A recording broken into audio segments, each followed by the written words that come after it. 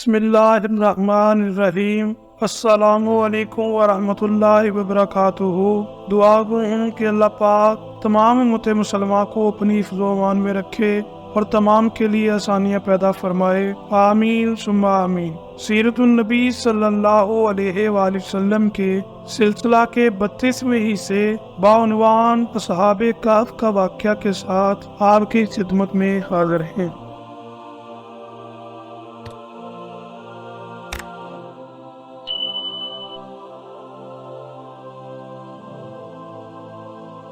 پہلے ان سے ان نوجوانوں کے بارے میں سوال کرو جو پچھلے زمانے میں کہیں نکل گئے تھے، یعنی اصحاب کہف کے بارے میں پوچھو کہ ان کا کیا واقعہ تھا، اس لیے کہ ان کا واقعہ نہایت عجیب و غریب ہے۔ ہماری پرانی کتابوں کے علاوہ اس واقعے کا ذکر کہیں بھی نہیں ملے گا۔ اگر وہ نبی ہیں تو اللہ تعالیٰ کی طرف سے خبر پا کر ان کے بارے میں بتا دیں گے، ورنہ نہیں بتا سکیں گے۔ پھر ان سے یہ پوچھنا کہ اسکندر ذوالقرنین کون تھا، اس کا کیا قصہ ہے۔ پھر ان سے روح کے بارے میں پوچھنا کہ وہ کیا چیز ہے۔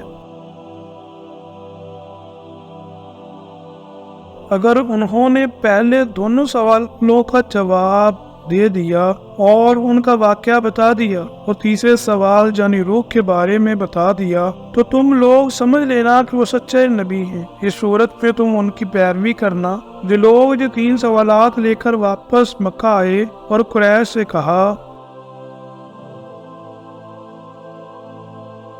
ہم ایسی چیز لے کر آئے ہیں کہ اس سے ہمارے اور محمد کے درمیان فیصلہ ہو جائے گا، اس کے بعد انہوں نے ان سب کو تفصیل سنائی۔ اب جب مشرکین حضور نبی کریم صلی اللہ علیہ وآلہ وسلم کے پاس آئے، انہوں نے آپ سے کہا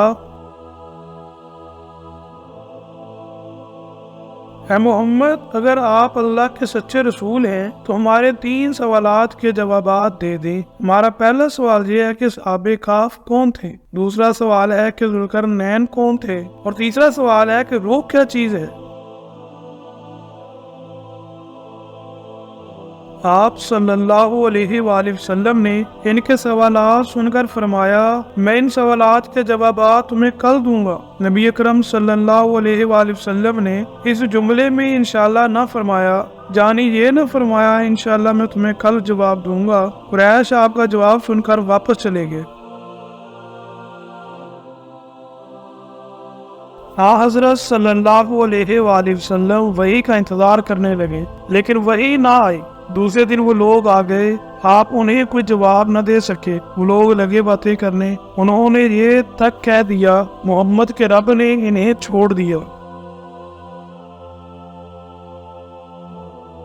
ان لوگوں میں ابو لہب کی بیوی ام جمیل بھی تھیں۔ اس نے بھی یہ الفاظ کہے میں دیکھتی ہوں کہ تمہارے مالک نے تمہیں چھوڑ دیا ہے اور تم سے ناراض ہو گیا ہے۔ نبی اکرم صلی اللہ علیہ وآلہ وسلم کو قریش کی یہ باتیں بہت شاق گزری۔ آپ صلی اللہ علیہ وآلہ وسلم بہت پریشان اور غمگین ہو گئے۔ حضرت جبرائیل علیہ السلام سورۃ کہف لے کر نازل ہوئے۔ اللہ تعالیٰ کی طرف سے آپ صلی اللہ علیہ وآلہ وسلم کو ہدایت کی گئی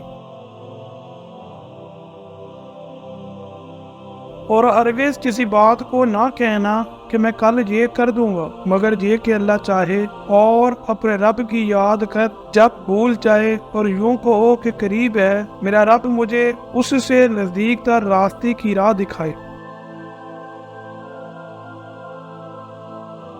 مطلب یہ تھا کہ جب آپ صلی اللہ علیہ وآلہ وسلم یہ کہیں کہ آئندہ فلاں وقت پر میں یہ کام کروں گا تو اس کے ساتھ انشاءاللہ ضرور کہا کرے۔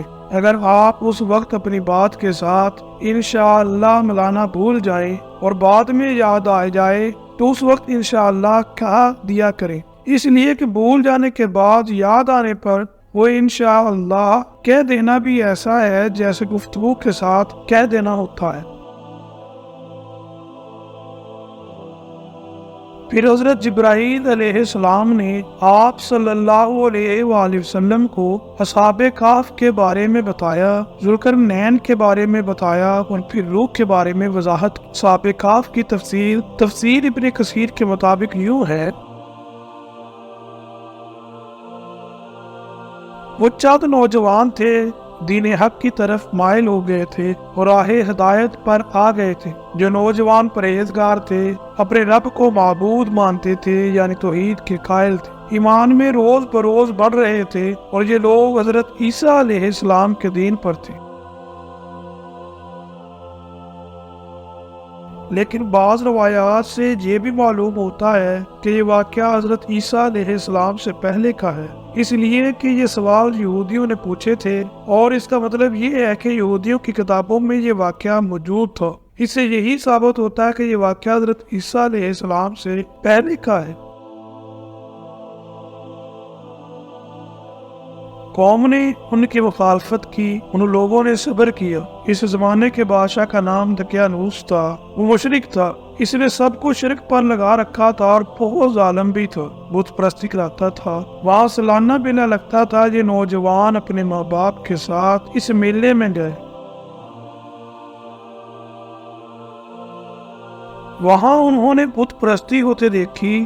یہ وہاں سے بیزار ہو کر نکل آئے اور سب ایک درخت کے نیچے جمع ہو گئے۔ اس سے پہلے جو لوگ الگ الگ تھے، ایک دوسرے کو جانتے نہیں تھے، آپس میں بات ہی شروع ہوئی تو معلوم ہوا جیسے بت پرستی سے بیزار ہو کر میلے سے چلے آئے ہیں۔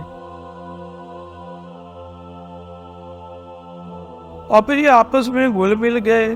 انہوں نے اللہ کی عبادت کے لیے ایک جگہ مقرر کر لی۔ رفتہ رفتہ مشرک قوم کو ان کے بارے میں پتہ چل گیا۔ وہ انہیں پکڑ کر بادشاہ کے پاس لے گئے۔ بادشاہ نے ان سے سوالات کیے تو انہوں نے نہایت دلیری سے شرک سے بری ہونے کا اعلان کیا۔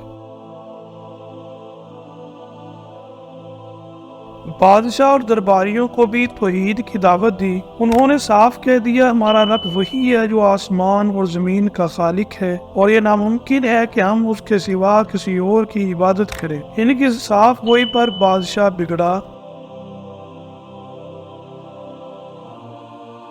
اس نے انہیں ڈرایا دھمکایا اور کہا کہ اگر یہ باز نہ آئے تو میں انہیں سخت سزا دوں گا۔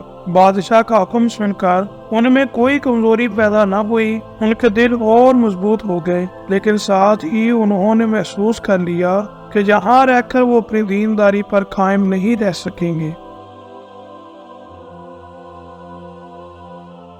اس لیے انہوں نے سب کو چھوڑ کر وہاں سے نکلنے کا ارادہ کر لیا۔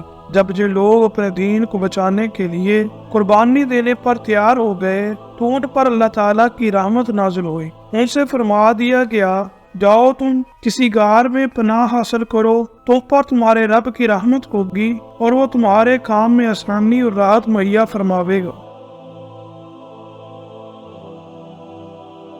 بس یہ لوگ موقع پا کر وہاں سے بھاگ نکلے اور ایک پہاڑ کے غار میں چھپ گئے۔ قوم نے انہیں ہر طرف تلاش کیا لیکن وہ نہ ملے۔ اللہ تعالیٰ نے انہیں ان کے دیکھنے سے عاجز کر دیا۔ بالکل اسی قسم کا واقعہ حضور نبی کریم صلی اللہ علیہ وآلہ وسلم کے ساتھ پیش آیا تھا، جب آپ صلی اللہ علیہ وآلہ وسلم نے حضرت ابوبکر صدیق رضی اللہ عنہ کے ساتھ غار ثور میں پناہ لی تھی، لیکن مشرکین غار کے منہ تک آنے کے باوجود آپ صلی اللہ علیہ وآلہ وسلم کو نہیں دیکھ سکے تھے۔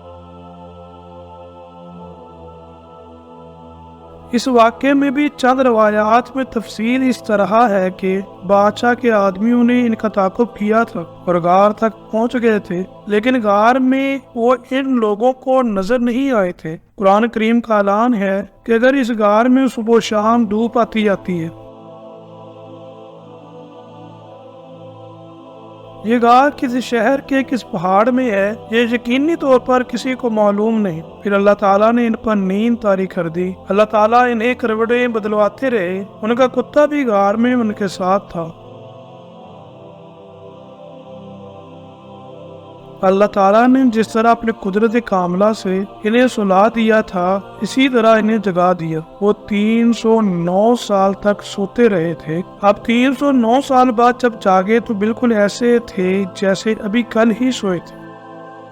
مزید اسلامی معلوماتی ویڈیو دیکھنے اور سننے کے لیے ہمارا یوٹیوب چینل ہمارا اسلام انفارمیشن کو سبسکرائب کریں اور گھنٹی کے نشان کو دبائیں۔ شکریہ۔